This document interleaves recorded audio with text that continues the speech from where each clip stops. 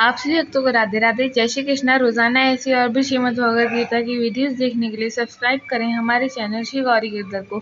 इससे पहले की वीडियोस में हमने अध्याय 1 पूरा पढ़ लिया था और अध्याय 2 सांख्य योग का श्लोक नंबर 1 से लेकर 45 तक पढ़ लिया था। यदि आप सभी उन सभी पुराने श्लोकों और अध्यायों को पढ़ना चाहते हैं तो आप हमारी पुरानी वीडियोज में जाकर देख सकते हैं। आज की इस वीडियो में हम सभी पढ़ेंगे अध्याय 2 सांख्य योग का श्लोक नंबर 46, 47 और 48। चलिए शुरू करते हैं आज की इस वीडियो को। श्लोक नंबर 46। यावानर्थ उद्पाने सर्वतः सम्प्लुतोदके तावान सर्वेषु वेदेषु ब्राह्मणस्य विजानतः।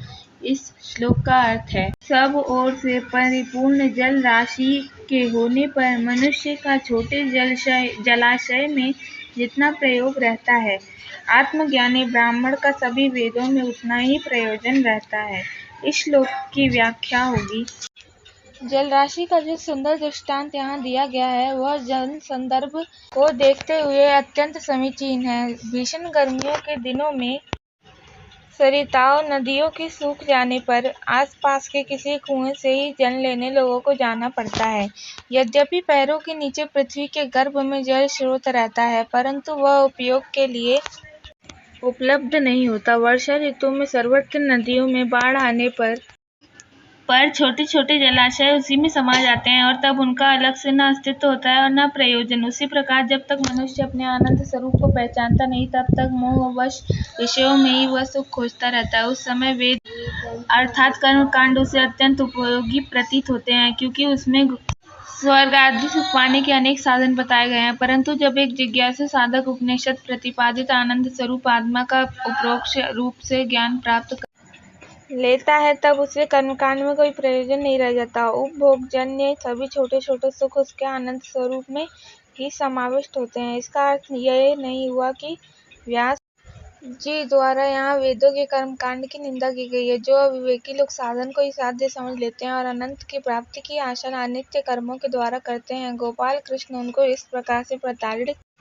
कर रहे हैं। फल आसक्ति न रखकर किए गए कर्मों से मनुष्य का व्यक्तित्व विकसित होता है और ऐसे शुद्ध अंतकरण वाले मनुष्य को अनंत असीम आत्म तत्व का अनुभव सहज सुलभ हो जाता है।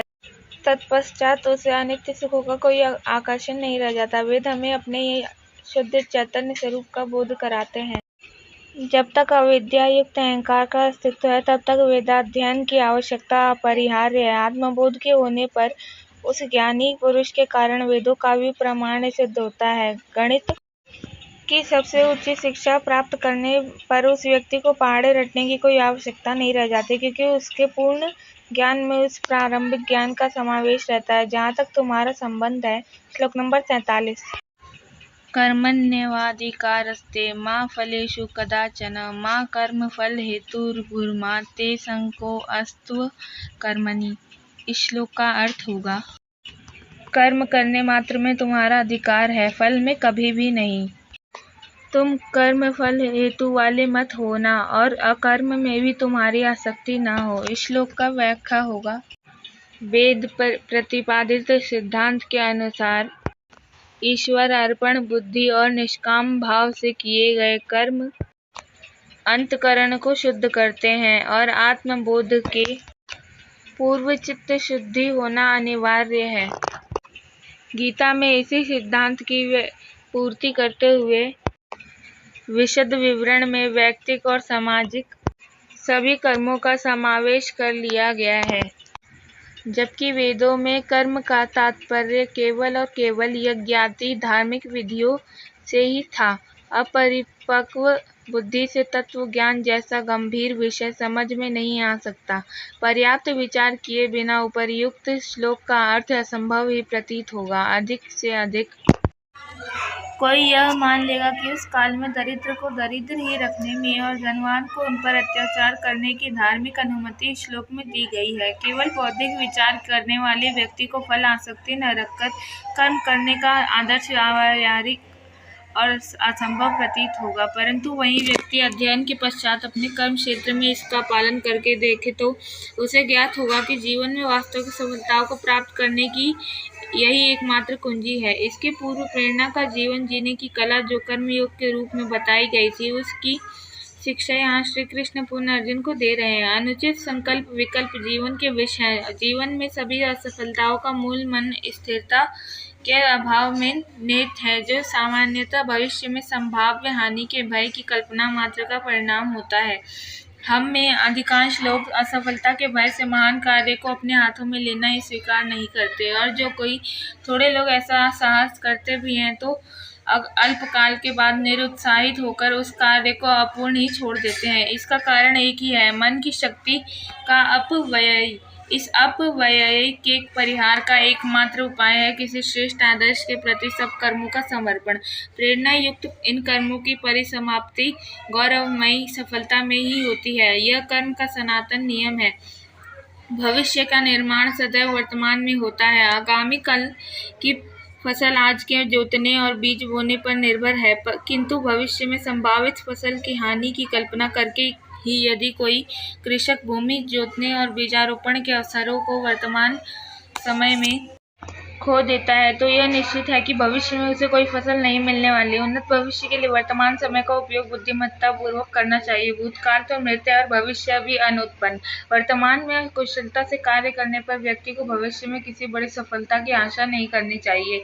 इस सुविदित और बोधगम्य मूलभूत सत्य को गीता की भाषा में इस प्रकार कह सकते हैं कि यदि तुम सफलता चाहते हो तो ऐसे मन से प्रयत्न कभी नहीं करो जो फल प्राप्ति की चिंता एवं भय से बिखरा हुआ हो। यहाँ कर्म फल से शास्त्र का क्या तात्पर्य है, इसे सूक्ष्म विचार से समझना आवश्यक और लाभप्रद होगा। सम्यक विचार करने से यह ज्ञात होगा कि वास्तव में कर्म फल स्वयं कर्म से कोई भिन्न वस्तु नहीं है। वर्तमान में किया गया कर्म ही भविष्य में फल के रूप में प्रकट होता है। वास्तविकता यह है कि कर्म की समाप्ति अथवा पूर्णता उसके फल में ही है, जो इससे भिन्न नहीं है। अतः कर्म फल की चिंता करके उसी में डूबे रहने का कोई अर्थ। शक्तिशाली वर्तमान से पलायन करना और अनुत्पन्न भविष्य की कल्पना में बने रहना। संक्षेप में भगवान का आह्वान है कि मनुष्य को व्यर्थ की चिंताओं में प्राप्त समय को नहीं खोना चाहिए, वरन बुद्धिमत्ता पूर्वक उसका सदुपयोग करना चाहिए। भविष्य का निर्माण अपने आप होगा और कर्मयोगी को प्राप्त होगी श्रेष्ठ आध्यात्मिक उन्नति। निष्कर्ष यह निकलता है कि अर्जुन के लिए इस युद्ध का प्रयोजन धर्म पालन जैसे श्रेष्ठ आदर्श है।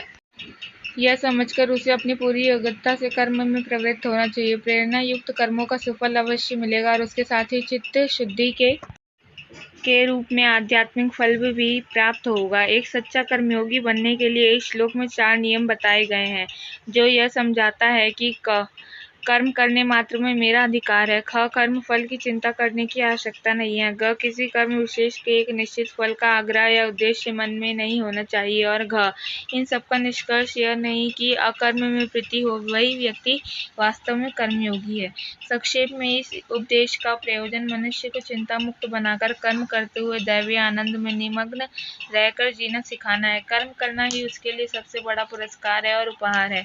श्रेष्ठ कर्म करने के संतोष और आनंद में वह अपने आप को भूल जाता है। कर्म है साधन और आत्म अनुभूति है साध्य। ईश्वर का स्मरण करते हुए सभी बाहर चुनौतियों का तत्परता से सामना करते हुए मनुष्य सरलता पूर्वक शांति और वासना क्षय द्वारा चित्त की शुद्धि प्राप्त कर सकता है। जितनी अधिक मात्रा में चित्त में शुद्धि होगी, उतनी ही अधिक आत्म अनुभूति उसे सुलभ होगी। यदि कर्म फल की आसक्ति रखकर कर्म न करें तो फिर उन्हें कैसे करना चाहिए, इसका उत्तर है श्लोक नंबर 48। यह आज के इस वीडियो का अंतिम श्लोक है, इसलिए आप सभी को याद दिला दूं कि आप सभी अगर चैनल पर नए और अभी तक आपने चैनल को सब्सक्राइब नहीं किया है तो चैनल को लाइक शेयर एंड सब्सक्राइब ज़रूर करें और कमेंट में राधे राधे ज़रूर लिखें। चलिए पढ़ते हैं आज के इस अंतिम श्लोक को। योगस्था कुरु कर्माणि संग त्यक्त्वा धनंजय सिद्ध्यो समो भूत्वा समत्वम योग उच्यते। इस श्लोक का अर्थ है, हे धनंजय, आसक्ति को त्याग कर तथा सिद्धि और असिद्धि में समभाव होकर योग में स्थित हुए तुम कर्म करो। यह समभाव ही योग कहलाता है। आइए पढ़ते हैं इस श्लोक की व्याख्या को। यहाँ कर्म योग का ही विशद विवेचन किया गया है। इस श्लोकार्थ पर विचार करने से ज्ञात होगा कि अहंकार की पूर्ण निवृत्ति के बिना इस मार्ग में सफलता नहीं मिल सकती और इसकी निवृत्ति का उपाय है मन का समत्व भाव। इस श्लोक में प्रथम बार योग शब्द का प्रयोग किया गया है और यहीं पर इसकी परिभाषा भी दी है कि समत्व योग कहलाता है। इस योग में दृढ़ स्थित होने पर ही निष्काम कर्म किए जा सकते हैं। कर्मयोगी के लिए केवल इतना पर्याप्त नहीं कि समभाव में रहकर वह कर्म करे, परंतु इस नित्य परिवर्तनशील जगत में रहते हुए इस संभाव को दृढ़ करने का सतत प्रयत्न करे। इसके लिए उपाय है कर्मों के तात्कालिक फलों के प्रति संग आसक्ति का त्याग। कर्मों को कुशलता पूर्वक करने के लिए जिस संग को त्यागने के लिए यहाँ कहा गया है उस पर हम विचार करेंगे। इसके पूर्व के श्लोकों में श्री कृष्ण ने जिन आसक्तियों का त्याग करने को कहा था वे सब संग शब्द से इंगित की गई हैं, अर्थात विपरीत धारणाएं, झूठी आशाएं, दीवा स्वप्न, कर्म फल की चिंताएं और भविष्य में संभाव्य अनर्थों का भय, इन सब का त्याग करना चाहिए। त्याज्य गुणों की इस सूची को देखकर किसी भी साधनरत सच्चे साधक को यह सब करना असंभव ही प्रतीत होगा, परंतु उपनिषदों के सिद्धांतों को ध्यान में रखकर और अधिक विचार करने पर हम सरलता से इस गुत्थी को सुलझा कर सकेंगे। उपर्युक्त सभी कष्टप्रद धारणाएं एवं गुंथियां भ्रांति जनित अहंकार की ही है। यह अहंकार क्या है? भूतकाल की स्मृतियों और भविष्यों की आशाओं की गठरी। अहंकारमय जीवन का अर्थ है मृत क्षणों की शमशान भूमि अथवा काल के गर्भ में रहना जहाँ अनुत्पन्न भविष्य स्थित है। इनमें व्यस्त रहते हुए वर्तमान समय को हम खो देते हैं जो हमें कर्म करने और लक्ष्य पाने के लिए उपलब्ध होता है। वर्तमान में प्राप्त सुअवसर रूपी धन को यह मूर्खतापूर्ण अपव्यय है जिसका संकेत व्यास जी इन शब्दों में करते हैं। संग त्याग कर समत्व योग में स्थित हुए तुम कर्म करो। वर्तमान की अग्नि में भूत भविष्य चिंता, यह भय, आशा, इन सबको जलाकर कर्म करना स्फूर्ति और प्रेरणा का लक्षण है। इस प्रकार अहंकार के विस्मरण और कर्म करने में ही पूर्ण